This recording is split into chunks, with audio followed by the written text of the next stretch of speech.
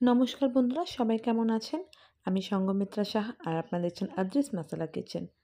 আজকে আমি আপনাদের সামনে রান্না করে দেখাবো গোবিন্দভোগ চালের পোলাও, যেটা কিনা রান্না করব কড়াইয়ের মধ্যে। অবাক হয়ে যাচ্ছেন তো? কড়াইতে খুব সহজ পদ্ধতি দেখাবো, যেটা কিনা আপনারা বাড়িতে খুব সহজেই আর কড়াইয়ের মধ্যে করে ফেলবেন। অনেক সময় অনেকে প্রেশার কুকারে ঠিক সিস্টেমটা বুঝতে পারে না, প্রপার টাইমে না নামালে কিন্তু আবার পোলাওটা গলেও যেতে পারে। আর আজকে আমরা যেটা কড়াইতে করব সেটা কিন্তু গলে যাওয়ার কোনো ব্যাপারই নেই, শুধু একটু মন দিয়ে করতে হবে, ব্যাস। তাহলেই কিন্তু বাড়িতে প্রস্তুত হয়ে যাবে গোবিন্দভোগ চালের অসাধারণ পোলাও, যেটা যেটা কিনা আপনারা মটন কষা, চিকেন কষা, পনিরের আইটেম দিয়ে অনায়াসে খেতে পারবেন। খেতেও কিন্তু দুর্দান্ত লাগবে। তো চলুন শুরু করছি। এর জন্য আমরা নিয়েছি গোবিন্দভোগ চাল। গোবিন্দভোগ চালটা আমরা এখানে নিয়েছি প্রায় 600 গ্রামের মতন। আপনারা আপনাদের পরিমাণ মতন নেবেন। গোবিন্দভোগ চালটাকে আমরা প্রায় 3-4 বার ভালোভাবে ধুয়ে নেব। তো চলুন আমরা ফার্স্টে এটাকে ধুয়ে নিচ্ছি, গোবিন্দভোগ চালটাকে। আর দেবো এর মধ্যে আদা। আমরা এখানে প্রায় 3 ইঞ্চির মতন আদা নিয়েছি। এই আদাটাকে আপনার গ্রেটারে গ্রেট করতে পারেন কিংবা মিক্সিতে পিষেও নিতে পারেন। আর দিচ্ছি 7-8টার মতন কাঁচা লঙ্কা। কাঁচা লঙ্কাটাকে কিন্তু আমরা চিড়ে দেবো, আর আপনারা কুচিও দিতে পারেন। তো চলুন এবারে আমরা চালটাকে ধুয়ে নেব। তো ধুয়ে নিয়ে একটা ঝুড়ির মধ্যে এটাকে জল ঝরিয়ে রেখে দিতে হবে, যাতে এই চালের মধ্যে একটুও জল না থাকে। আর জলটা কিন্তু অবশ্যই ঝরিয়ে নেবেন, কারণ আপনারা যদি জলে ভিজিয়ে রাখেন তাহলে চালটা কিন্তু প্রায় একটু সেদ্ধ মানে একটু নরম হয়ে যাবে, তাহলে কিন্তু একদম পোলাওটা ঝরঝরা হবে না। আর এই খুব সূক্ষ্ম সূক্ষ্ম টিপসগুলো কিন্তু অবশ্যই মনে রাখবেন এই পোলাও রান্নার ক্ষেত্রে। তো আমরা এটাকে ভালোভাবে ধুয়ে নিয়েছি 3-4 বার। এইবারে আমরা ঝুড়িতে এটাকে ঢেলে ভালো করে ঝরিয়ে নেবো জলটা, আর চালটা একটুখানি ড্রাই হয়ে যাবে। আপনারা চাইলে ঝুড়িতে না ঢেলে কোনো কাপড় পেতে কিংবা পেপারের মধ্যেও ঢালতে পারেন, ঢেলে এটাকে ড্রাই করে নিতে পারেন। তো আমরা কিন্তু ঝুড়িতে ঢেলে নিয়েছি, দেখুন কতটা জল বেরিয়েছে। এটাকে আমরা চারিদিকে ঝুড়ির চারপাশে ছড়িয়ে রেখে দেবো প্রায় মিনিট 15-20। এতে কি হবে না, জলটা যে এক্সট্রা যে জলটা আছে ওটা চালটা টেনে নেবে, আর এটা ওভারকুকও হবে না।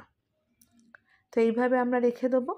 অবশ্যই কিন্তু গোবিন্দভোগ চালের পোলাও রান্নার ক্ষেত্রে অবশ্যই এটা আপনারা মনে রাখবেন। ততক্ষণে আমরা লঙ্কাগুলোকে মাঝখান থেকে চিড়ে নিচ্ছি। আপনারা চাইলে ছোটো ছোটো করে কুচিও করে নিতে পারেন, তবে কুচি করলে কি হয় না, বাচ্চাদের মুখে পড়লে তাতে ঝাল লাগবে। আর এই লম্বা লম্বা যদি গোটা গোটাগুলোকে চিড়ে দেন, তাহলে কিন্তু বাচ্চাদের পাতে পড়লে তারা অনায়াসে ফেলে দিতে পারবে। তো আমরা লঙ্কাগুলোকে মাঝখান থেকে চিড়ে দিচ্ছি। আমরা প্রায় এখানে 7-8টা লঙ্কা নিয়েছি। লঙ্কাগুলো আমাদের চিড়ে নেওয়া হয়ে গেছে। আর দেখুন চালটাও কিন্তু একদম ঝরঝরা হয়ে গেছে। আপনারা বুঝতে পারছেন নিশ্চয়ই, আমি যে চালটাকে হাতে তুলছি একদম ড্রাই হয়ে গেছে। এই অবস্থাতেই কিন্তু আমাদের পোলাওটা রান্না করতে হবে। তো মাঝে মাঝে কিন্তু একটু ঝাঁকিয়ে দেবেন, তাহলে নিচের যে চালটা আছে সেটার মধ্যে জলটা আছে, সেই জলটা পড়ে যাবে। তো আমাদের কিন্তু চালটাকেও ড্রাই করা হয়ে গেছে।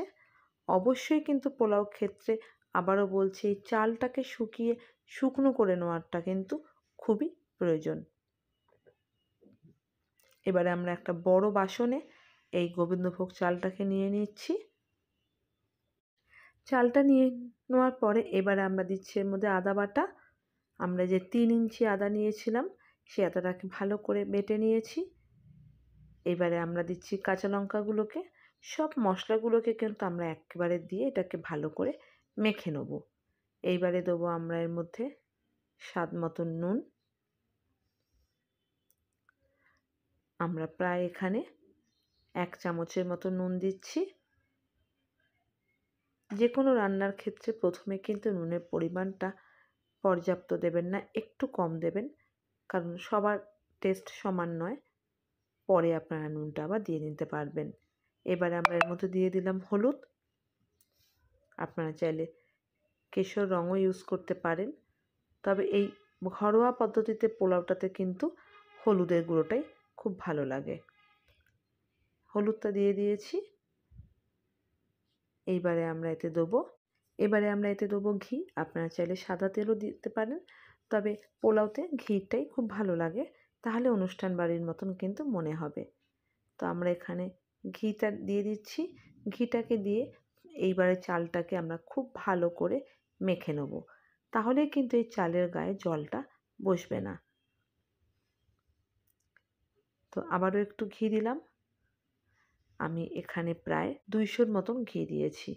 পুরোপুরি 200 দিইনি, প্রায় 185 ml মতন ঘি দিয়েছি 600 চালে। এইবারে আমরা এটাকে খুব ভালো করে হাতের সাহায্যে ভালো করে এটাকে মেখে নেব, যাতে প্রত্যেক কটা চালে ঘিটা লেগে যায়।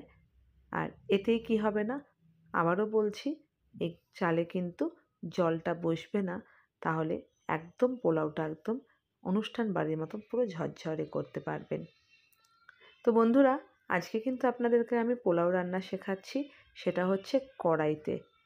তো যদি আজকের রেসিপিটা আপনাদের ভালো লেগে থাকে, আমার চ্যানেলটি কিন্তু সাবস্ক্রাইব করবেন প্লিজ, শেয়ার করবেন, আর পাশে থাকা বেল আইকনটা অবশ্যই প্রেস করবেন, যাতে নোটিফিকেশানটা সঠিক আপনারা পেয়ে যান। তো আমাদের এখানে কিন্তু পোলাওতে মশলা মাখানো কমপ্লিট। এই অবস্থাতে আপনাদের মিনিট 5-10 এটাকে রেখে দিতে হবে। এইবারে আমরা এতে দিয়ে দিলাম প্রায় 1 চামচের মতন গরম মশলা। আপনারা গোটা গরম মশলা দিতে পারেন, মানে এলাচ, দারচিনি, লবঙ্গ, তবে ওইটার থেকে আপনারা যদি গুঁড়ো করে দেন তাহলে খুব ভালো হয়। আমি এবারে গুঁড়োটাকে কিন্তু ভালোভাবে চালের সাথে মিশিয়ে নিচ্ছি। তো আমার কিন্তু সব মশলা একদম দেওয়া কমপ্লিট। এবারে চালের সাথে মিশিয়ে এটাকে 5-10 মিনিটের জন্য জাস্ট একটু রেস্টে রেখে দেবো, খুব বেশি না, 5-10 মিনিট। তাহলে কী হবে না, গন্ধটা পুরো চালের মধ্যে মিশে যাবে।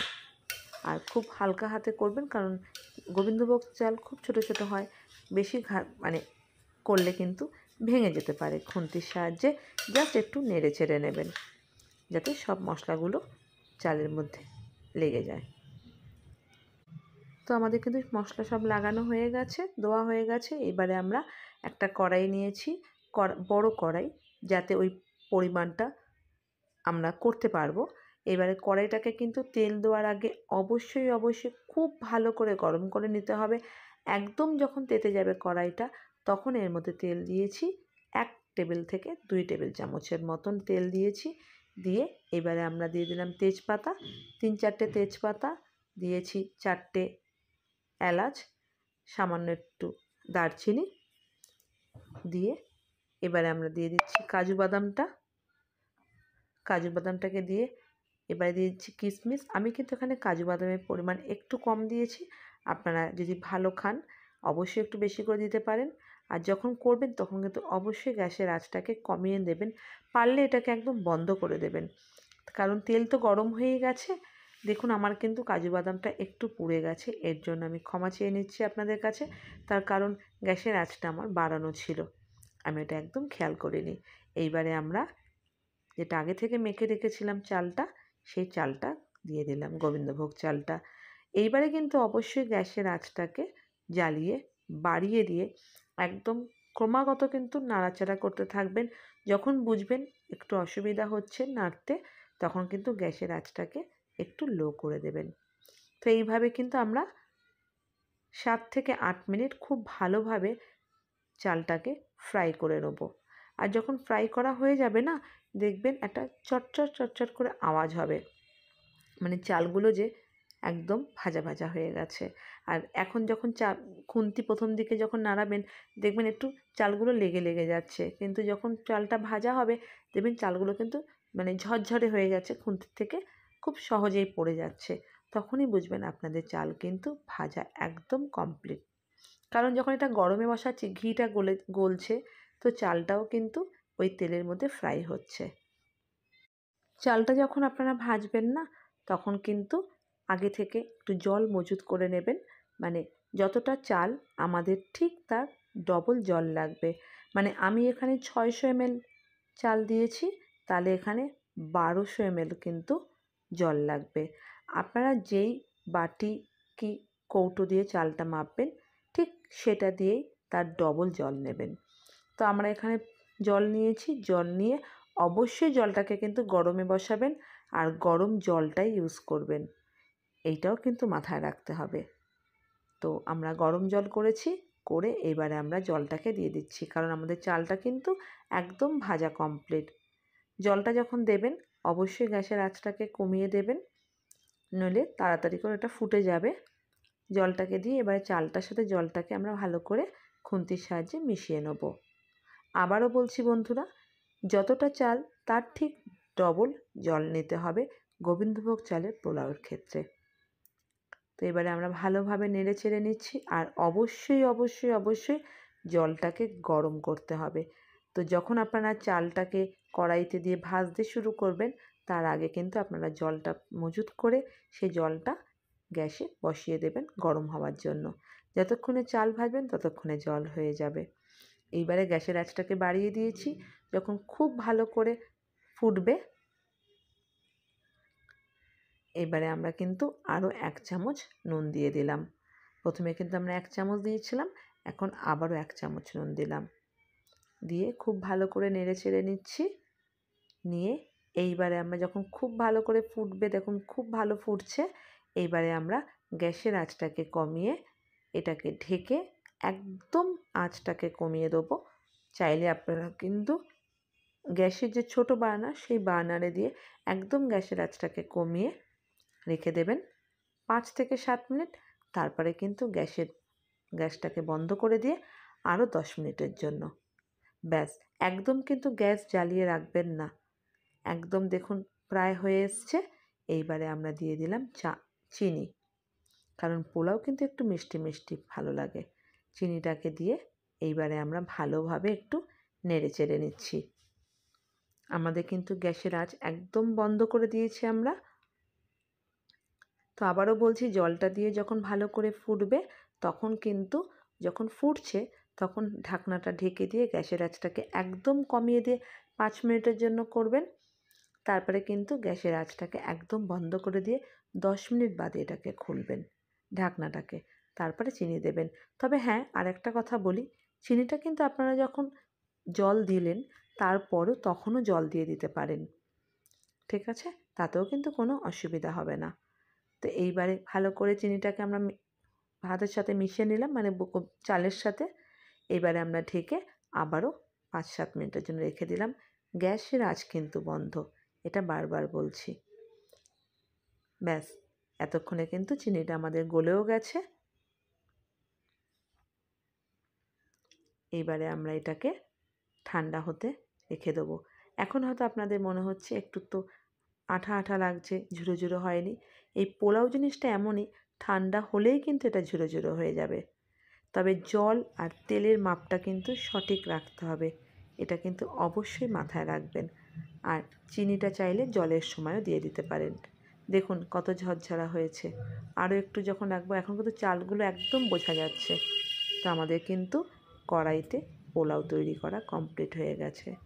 তো বন্ধুরা, আমার এই রেসিপিটা যদি আপনাদের ভালো লেগে থাকে আমার চ্যানেলটি সাবস্ক্রাইব করবেন, শেয়ার করবেন, আর পাশে থাকা বেল আইকনটা প্রেস করে দেবেন।